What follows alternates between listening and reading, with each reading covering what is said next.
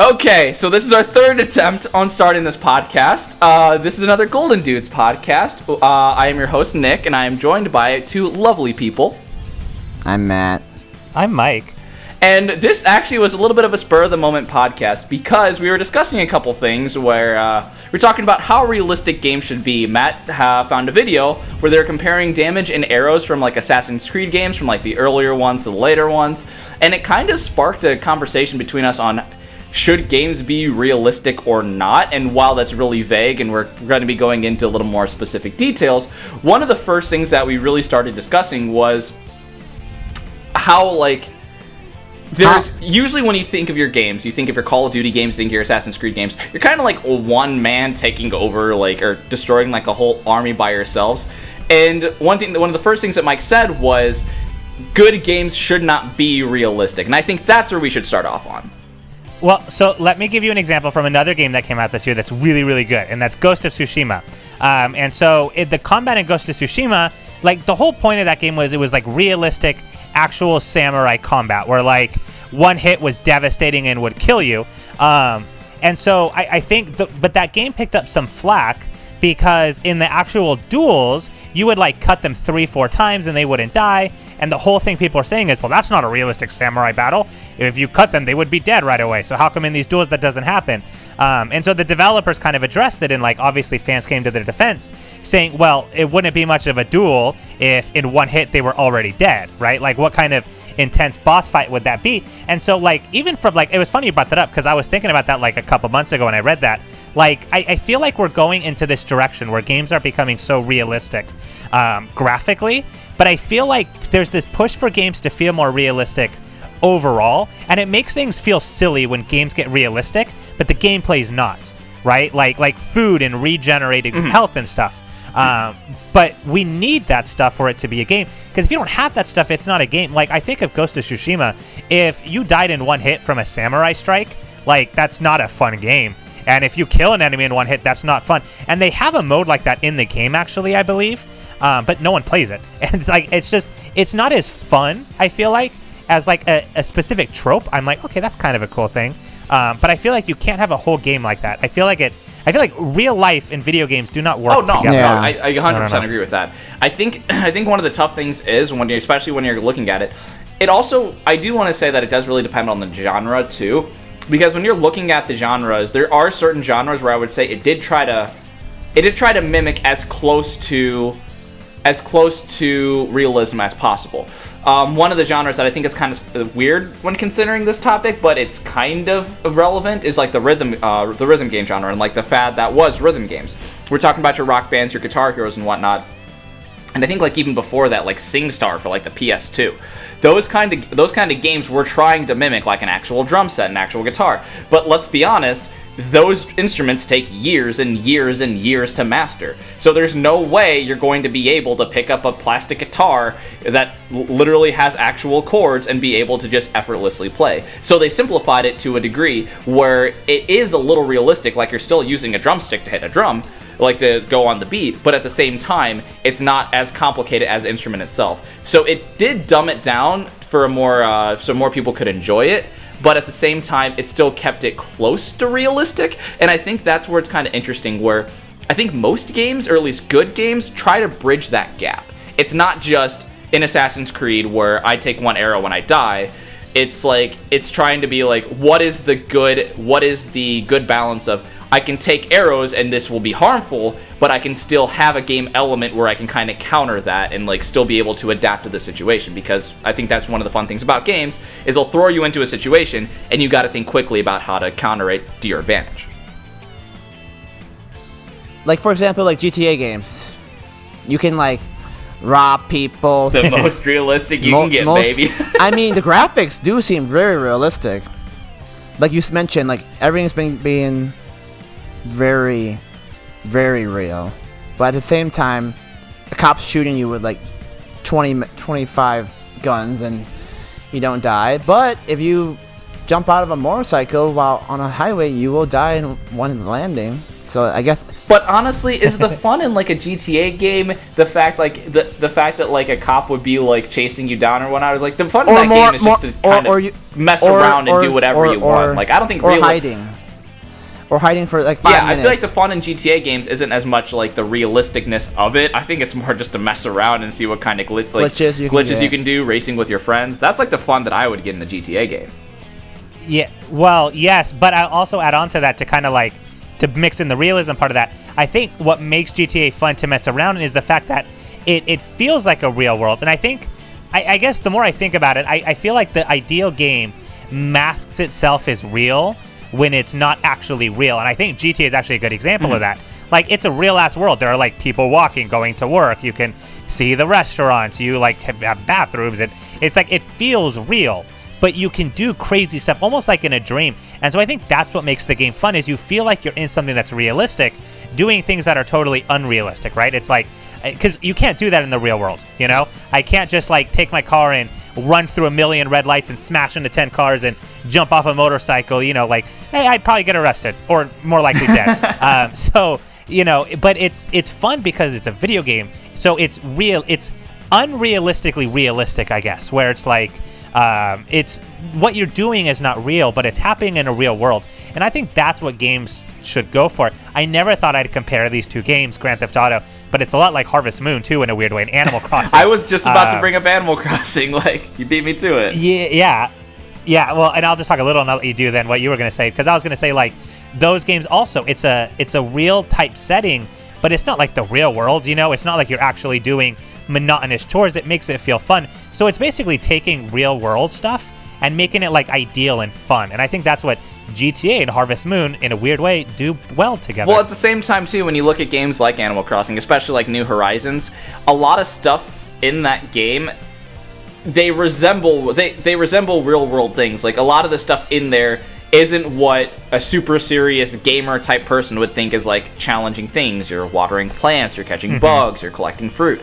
A lot of that stuff might seem kind of monotonous or whatnot, but in Animal Crossing, one of the things that's really cool about it is it gives you a really good visual sense of progression, where, yes, technically a lot of the stuff you are doing, by its base definition, are pretty much chores, but you never really feel like you're really doing chores, is because, like, you really start feeling for the island that you're a part of. You start building it up. You start seeing more villagers come in. You want to have it get more developed because you like seeing it. You like seeing the progression that it happens.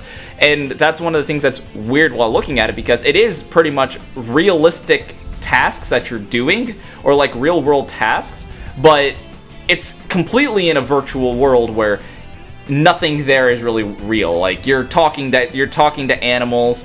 You're the big guy is a raccoon that you're selling all of the stuff to his kids to, where apparently they have infinite money and whatnot. Like, if you look at if you get really nitpicky, Animal Crossing doesn't make sense, but who gives a shit? Like, that's not the point of the game. The point of Animal Crossing isn't to make sense. It's to have fun in this virtual world, and I think that's what's kind of cool about it.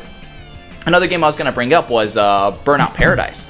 I actually did get the game for the Switch, and mainly because of the fact that I really liked Burnout 3 when I was younger, and I wanted to like revisit the game. And that kind of game, oh my god, it would be so boring if it was, I know he's saying the word a lot, if you haven't gotten tired of the word yet, realistic, because you're literally racing a ton of times. There's cars that you have to crash into to collect. There are street races that are happening constantly. There's so much happening in that game where you're pretty much, I think for probably like a straight 10-15 minutes, I'm driving around in a car that shouldn't be still driving. Like, one of the wheels is pretty much gone. The whole bumper is completely destroyed. The engine is probably like broken in 3 pieces, but it doesn't matter, because the fun of the most fun that I'm having in the game is not thinking about this car shouldn't be functioning. It's the fact that, oh, I can run this guy off the road and I'm going to have another car to add to my collection. So, no, I kind of, like, going back to the original sentiment you're saying, Mike, I agree. Like, a good game shouldn't be realistic, but I do appreciate it when developers try to bridge that gap like they did in the earlier Assassin's Creed games. Yeah, because I feel like in my head, it's the ideal, because a lot of people use games as an escape. Like thinking about Animal Crossing too, like, I guarantee you Matt has never done in his life gone out and helped build anything in his community, right? Like, build a pool or something. But my God, I don't know if you've seen Matt's town. Beautiful. How many hours would you have put, Matt? Would you say? 2 hours.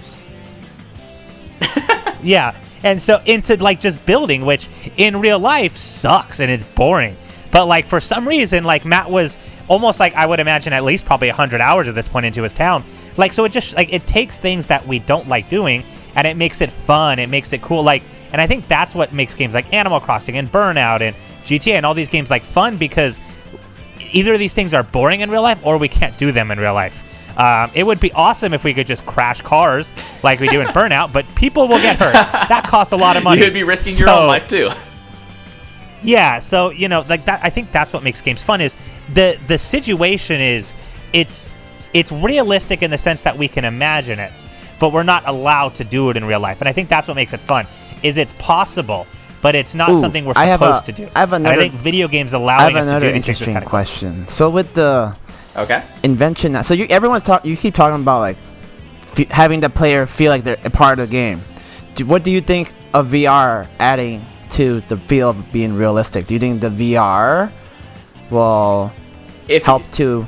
If you want me to be 100% honest, I think VR Animal Crossing would be extremely boring, but that is a good thing. That is a good thing to consider, because I do think that VR is, to me, it's kind of like a new canvas. It's a completely different perspective of the way you look at games. Personally, just in my opinion, there hasn't been a lot of VR games besides Beat Saber that has really incentivized me to really go out and get a VR set. And but at the same time, when you're looking at games like, I think we played Keep Talking and Nobody Explodes as well. I will say, just having the VR headset on and seeing the bomb in front of you, even though yes, it was very polygonal, it wasn't like highest graphic settings or anything.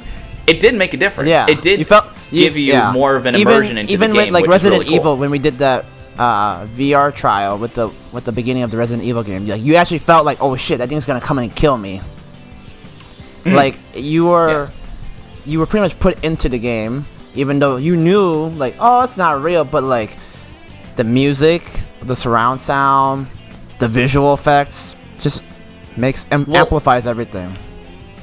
You also see these videos of people forgetting like that they're in a VR, like that they have a VR headset on, because these people are like walking on like a tightrope on the city or whatnot, and they fall off the tightrope in the game and their character just falls, and they have a perfectly stable floor below them and they fall down too, because like it's tricking the mind. So it does happen. It does happen in that way. So I do think VR could be a cool way to make to make people a little more involved in the game itself. But at the same time, I do think there's a limit to what VR can do, because you have, say for example, like in certain games, say like in Skyrim, you're one guy with a sword and you're fighting like a dragon or whatnot. Yeah, you can mimic that in VR. Yeah. Yeah, you can go on, Matt. Yeah, you can do that. But like, hang on. Never mind. All I was gonna say is that like you can mimic that kind of effect in VR, but when you see a giant dragon in front of you, I don't know, maybe it's just me, but I will know for a fact that that is not real life. That is not something that you would normally see in real life. It doesn't matter how realistic the sounds are. It doesn't matter if there's like a fan with a heater that is mimicking the fire breath in front of me. Dragons don't exist, or maybe I haven't seen one in real life, but there is a limit to what VR can do in that aspect, because I'm pretty sure I would notice if there's something that would actually exist in real life in front of me. But hey, I don't know, there's a lot of shit that exists like very in the deep sea that I don't know, they look freaking weird. Have you seen like pictures of like those weird fish with like lanterns like on their forehead? It's kind of cool. Yeah, and so actually I kind of want to touch on a couple of things you said there, because what you mentioned is what I really like about VR. VR's just not great at it yet, which is like the dragon thing. Because you're right, like no one's gonna believe in dragons. I'm not gonna put on the headset and say, oh my god, there's a dragon in my room now. But I think the fun of it is like, but now it feels like there is, right? Like this is as close as I'll ever come to experiencing a real dragon in front of me. And I think that's the appeal. And that kind of goes back to the like real versus like ideal what we want. A lot of people kind of want dragons to be real. If they were actually real, that would suck. They would terrorize everything. But it's or cool we could to like, train be able them, to step into a like game, put on a helmet and like... Or ride them. Oh, I have a feeling that's not how it would end for us. in any way. I think it would be roast humans, honestly. But touching on the deep sea thing you said, the only thing I use my PSVR headset really for now is stuff like that. It's not like great for video games, which is ironic, because like they just make me sick. But I love the videos, and there's one where like you're canoeing or kayaking in like the Arctic, and like you're just like you're doing the motions, and you're like looking down, and like you like see creatures there, and it feels so real, and it's so cool that it's like I almost feel convinced in some ways that I went to the Arctic because like just the experience getting to see the animals, and it looks real. It's like so like for stuff like that, it's really cool. So I feel like VR is meant for more stuff like that right now, where it's like, okay, yeah, that felt really realistic. It's not great for full-fledged games, and that's a topic for another thing. We can actually talk about virtual reality, but I feel like it's not yet made for games, but it definitely helps like feel like you're into another world, right? It helps it become more alive. Oh, I agree too. And I'm looking at some of the games that I have for Switch, and I'm looking at games that like I would consider some of my favorite games like that are on the platform. Going back to like the original question, like I'm looking at like Mario Odyssey, I'm looking at Breath of the Wild, I'm looking at Xenoblade Chronicles Definitive Edition, I'm looking at Celeste. None of these games, and maybe I do think like Nintendo is like a company that doesn't really aim for a lot of realism in their games, but like my favorite games on the Switch, like Smash Ultimate, like they're not the most realistic games. They're not aiming for that. They're not aiming for that goal. They're just looking for like a fun concept and a fun gameplay loop.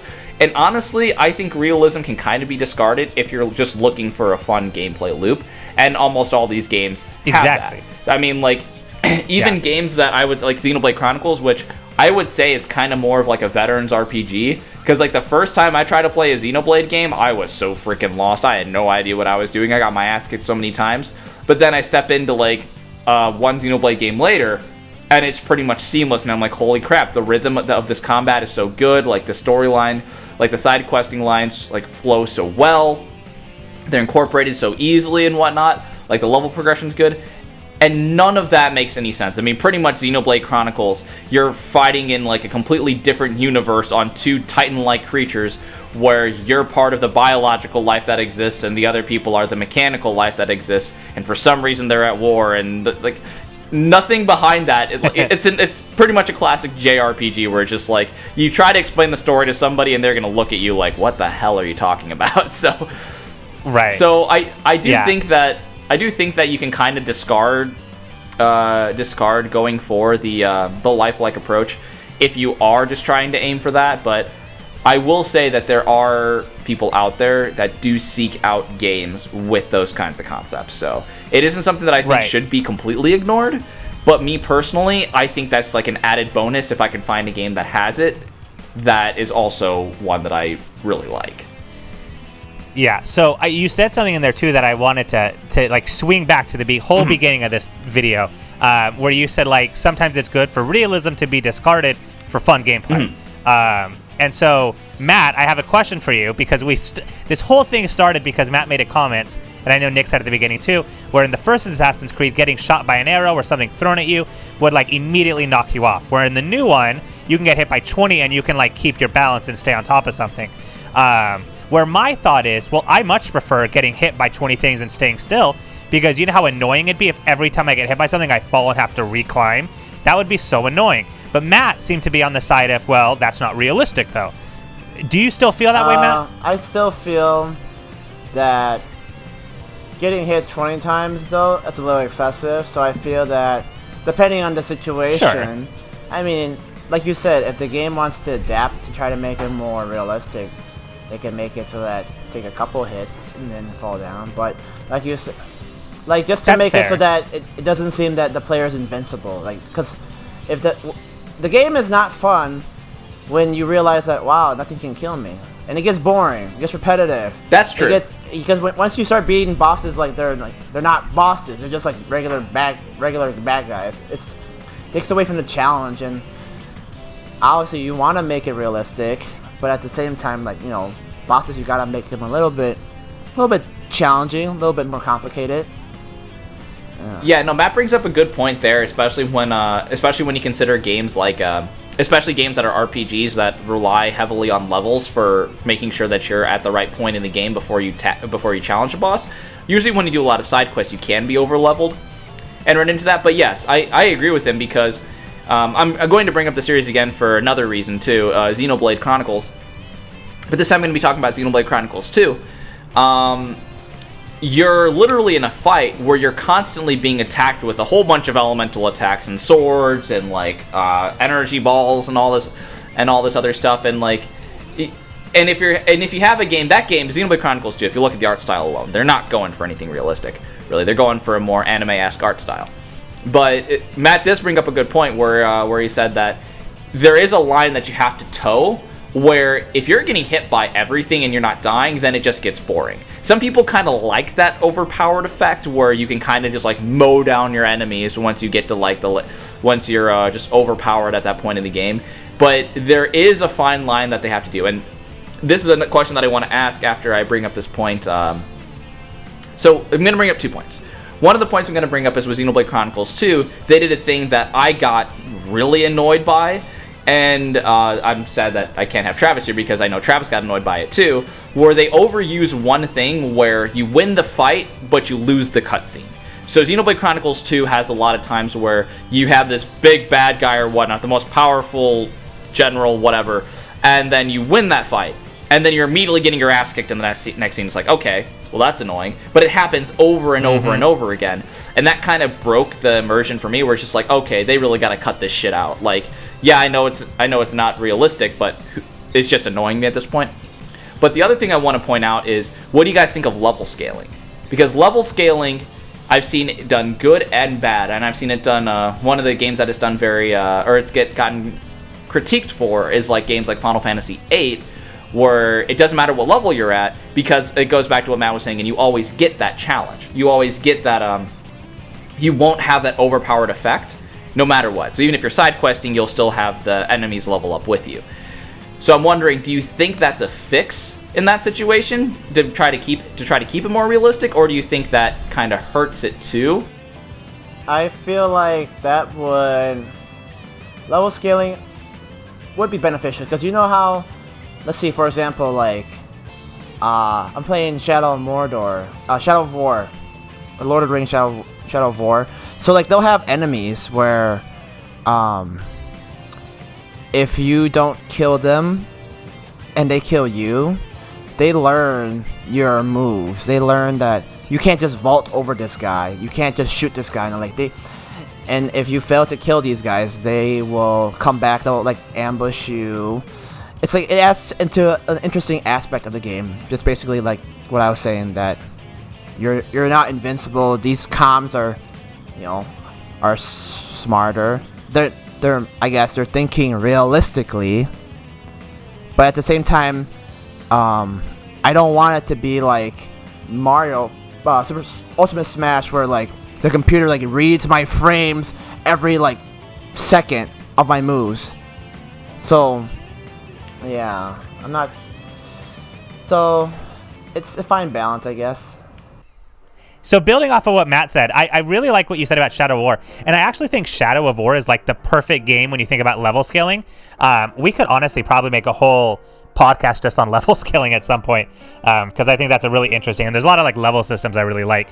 But like the thing about Shadow of War, it like you said, it's the AI and the way that you level up in that game is so different from any other game, because like you said, the enemies adapt to you. Like if you light one on fire, the next time you see it, he might be afraid of fire, right? Because you burned him last time. So there is no game I think that has ever been made that has done not even leveling up, but more enemy adaptation, like enemy response to you, than this game. So I feel like Shadow of War is a tough one to go with. I think just going off of level scaling in general, I think it's a necessity. It's kind of a cruel necessity, because, or actually, let me start that over. I said that wrong. I think level scaling is not a good thing in a lot of instances, is what I'm trying to say, because let's say you are really, really good at a game and I'm really, really bad at a game. I would probably want to level up a couple extra times to get an advantage at it, right? Like, let's say a Final Fantasy game. Like, if the original Final Fantasy had level scaling, all hell would break loose. That would be a bloody nightmare. Yeah, that'd be terrible. So I feel like, again, it kind of just depends on the game. Level scaling can be good, but if you're a game that has a high skill ceiling, I feel like level scaling is not a great thing. And I think the best game to do level scaling, in my opinion, is Elder Scrolls Oblivion. Because what Oblivion did is it introduced new enemies at higher levels. So the enemies stayed the same level, but once you reached like level 10, all of a sudden there were stronger enemies overall roaming the field. They didn't scale to your level, they just didn't appear until a certain level. So your character got stronger and you felt them get stronger. Now there were just stronger enemies presented to you. But level scaling is hard. And I get, like, without level scaling, it feels unrealistic. But, you know, I feel like it's tough. It's tough to figure out what to do. Because then it becomes, like, skill versus, like, what makes the most sense in a game, you know? Yeah, and I think one of the things that's tough about that, and I'm going to bring in a completely new franchise, too. So, for example, this is not for level scaling, but Fire Emblem Fates, thinking about Conquest especially, and Birthright, those two games, they kind of have a very different way of what I would call more artificial difficulty, where you're being put in a situation where they just throw a ton of enemies at you over and over again, and these enemies might not even give you any experience, because one of the incentives in Conquest was you have a limited experience, so you had to think about who's going to be doing the killing, and so you can't, like, if you're going to focus on a unit, you better focus on that unit for sure, because you have limited experience. If they respawn with enemies, they'll have, like, a skill where they won't actually drop ways for you to level up. So one of the things in Conquest that might be a better way to do it is to have some of your strongest units power through the rest of it, and pretty much neglecting the people who might join under level. The reason I bring this up is because I hated it. I thought it was complete bullshit. When I was going through the game, well, I think the gameplay for that game is still fantastic. Like, I have this one guy who's literally just he's a swordsman that pretty much can't get touched and will crit everybody who touches. If you played the game, it's the Lobster Lord Ryoma. The dude literally looks like a lobster. Crazy overpowered dude that can slay a map by himself. And it really made, like, the level progression feel kind of off to me, because I literally split the map in half. I had one person go to one side of the map and clear off everybody, and everybody else on the other side, but at the same time, it led to one person being overpowered. And this is why I think it might be better to save this for, like, levels, like an actual level scaling discussion if we get to that in the future. But the reason I bring this up is because the Fire Emblem solution in that game was, instead of making more creative enemies to try to counter one unit from getting too strong, they would just throw way more enemies at you. And I think that's the wrong approach to go about it, because it also doesn't really fix a leveling problem, because you have that guy getting even more and more powerful that can still counter a unit type, but there really isn't a counter to him. It's not like you're outplaying it's not like you're outthinking the situation in front of you. You're just having one guy become even more powerful. So I don't know, it's a little interesting if you look at that game specifically, but I do like Oblivion sounds like it does better, where you actually have the AI adapt to the situation, or they have a way where it kind of prevents you from being able to have one person break the entire game. And in Fire Emblem games, there is a trend of, if you max out a certain person, especially somebody who has a high growth unit, you can kind of break the game in that way, and you can kind of beat the game without even using, like, stat boosts too. Like, I remember I was able to, like, one turn the final boss, and I didn't feel proud about that. I was just like, this is the hardest difficulty, this is kind of bullshit. Right. Yeah, I will say, too, on this topic, like, one last game I want to throw out there, too, that I think did do level scaling, at least from the anime perspective, really well, is Ghost of Tsushima. I brought this game up a few times today. Because the cool thing about Ghost of Tsushima is the enemies don't really level up at all. What they do, and to avoid spoiling the game, it's very narrative driven, so I think, like, it's hard for other games to do this. Fire Emblem probably could, but it would kind of go against what Fire Emblem is. Anyway, like, RPGs could do something similar, where without spoiling, you do something bad, the enemies learn the bad thing you did. They take advantage of that bad thing, and now they become a lot harder to fight because they know of this bad thing. So the enemies didn't necessarily become stronger, but because of like something they learn like how to do something a little bit differently. I'm trying to like word it so I don't spoil it because I know that's kind of a new game. But the whole point is like the enemies, they don't get stronger. Their health doesn't increase. They don't get like better at fighting. They just adapt a little bit more. Like one example that isn't a spoiler is eventually they come into contact with like a fire merchant. And so then the enemies start having a lot more fire-based weapons. So they didn't get stronger. They just like, they learned something and you even like... a new skill. Yeah. Exactly. So and it's kind of like, to me, that's Shadow really of War nice. in some aspects. Exactly. Yeah. Right. And so I think that's the best way to do it, as opposed to just like more enemies or enemies getting randomly stronger. Yeah. Like that's my pet peeve is when like a game will have like grunts that all of a sudden have like triple health. Yeah. I'm like, where did these guys just come from? Yeah. So I prefer when enemies get smarter, Yeah. right? Or they just get like upgraded weapons maybe. But like give me a realistic reason for it. And I feel like it's not that hard to do. I don't know. Yeah, no, I agree with that. And I think the last thing that I want to say about it is that kind of thinking is, I think, one of the reasons why I'm really attracted to fighting games like that. Because when you get to a certain level when you're playing fighting games, like as like a competitive level, you're both going in with about the same knowledge of the game. You both know what the moves do, and it's really a battle. It's like a mental battle at that point. Yes, technically there's certain games where there's a high skill ceiling, where there's a lot of knowledge that you have to come into it, and a lot of actions you got to perform very effortlessly, pretty much have muscle memory for it.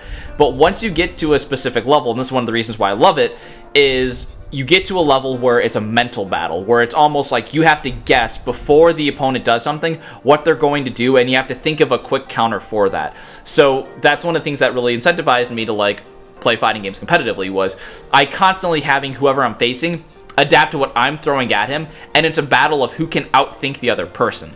And that's the kind of like thing that we're saying that we really like about the like the AI in some of these games. The difference between fighting games and other games that we've mentioned is that fighting games take hundreds and hundreds of hours to get to that point to be able like to experience that. So that's a problem with fighting games altogether. But that kind of thinking of, oh, I'm going to throw this at you, and then you got to throw in the counter, and I have to think of like the counter to that counter, and I'm trying to think 2 steps ahead to outpredict you, and that kind of mental battle is what I love about it. And if a game's able to do that with just enemies, with like throwing a different weapon type or throwing something else, where it's just like I can adapt to I can adapt to that quickly. I love that because I'm not getting away with the same shit that I've been doing for a while. One of the things that I don't like a lot about RPGs, but I've started to like it a little bit more, is when your team gets wiped from just one random thing. And if it forces you to change your strategy and to learn more about the game, I love it. If it's in a boss fight and it's like artificial because they couldn't think of another attack, I think it's bullshit. So I'm kind of torn on that now, but I do think it's cool when you can run across like normal enemies, but they can force you to switch to like not mindlessly spam, or if you are going to do it in a little bit different. So like it's constantly changing the way you play. That kind of adaptation is one of the things that I do love about some of these recent games coming out. Yeah, no, for sure. And Ghost of Tsushima and Shadow of War definitely, in my opinion, are the top 2 in that regard, for sure. So we kind of strayed a little far from realism, but I mean, hey, maybe we'll do more talking about level scaling and maybe some enemy design in future podcasts. Yeah, let us know what you guys thought, and let us know in the comments below what else you want us to talk about, and then we could do more podcasts about that as well. Thanks for joining. Exactly. So hopefully you guys all have a lovely day, and go pet a dog and eat some good food, because you know what, you guys if you're allergic to dogs, don't do that though. That's bad. Or eat a dog and go pet some food. Oh, okay. We have a good day, everybody. Goodbye. Okay, bye.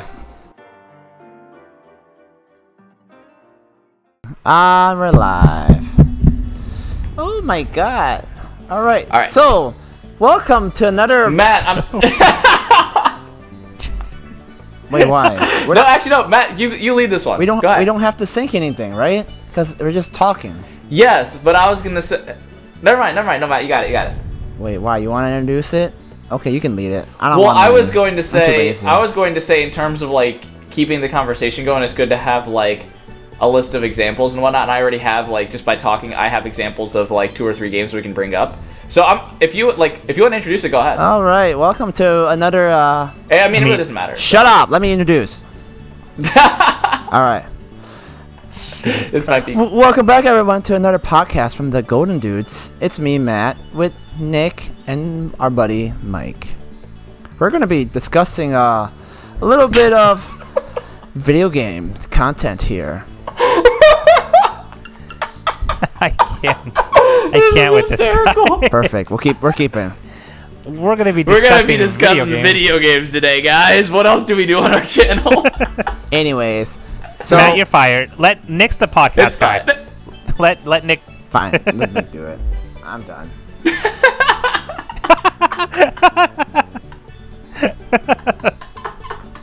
I'm sorry. No, like. If you want, we can just completely we can keep our audio going because our podcast we splice whenever. So, I mean we can just start. I was going to say, Matt, if you want to do you have a first question you want to ask us, and we can just go from there. All right.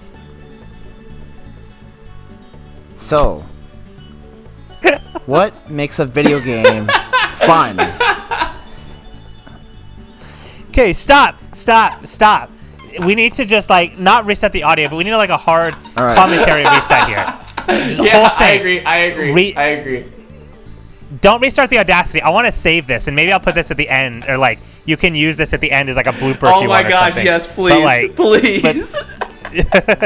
But we definitely need to restart this because this is a tragedy right now. All right, let's do this all over, Matt. Let's be more coordinated now. You got the intro, or do you want me to start it? Start it. Okay. All right. Welcome everybody to another GoldenDudez podcast. My name is Nick. Lame. I'm Mike. We're still introducing him.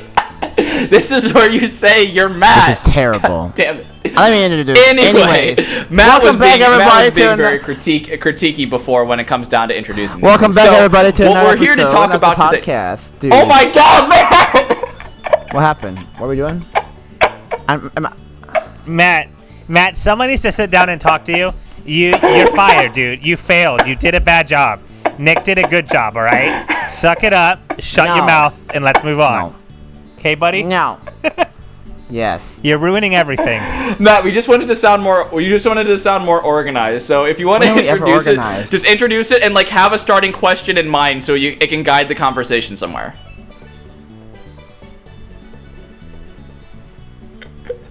This is 3 minutes. We've never taken this long to start a podcast. I'm too lazy. Can I don't know who's gonna edit this. Whoever edits this, can we just put up a 5-minute video of just this? Yes, we need to. And that's it. How long is it gonna take us to start? I don't know how this you do podcasts. I've never really done one before. Then why did you suggest? Why did you say no, Nick? I'm gonna do All it. right. You want just Nick started. Okay. All right. Well, full reset for the second time. All right. Oh my God.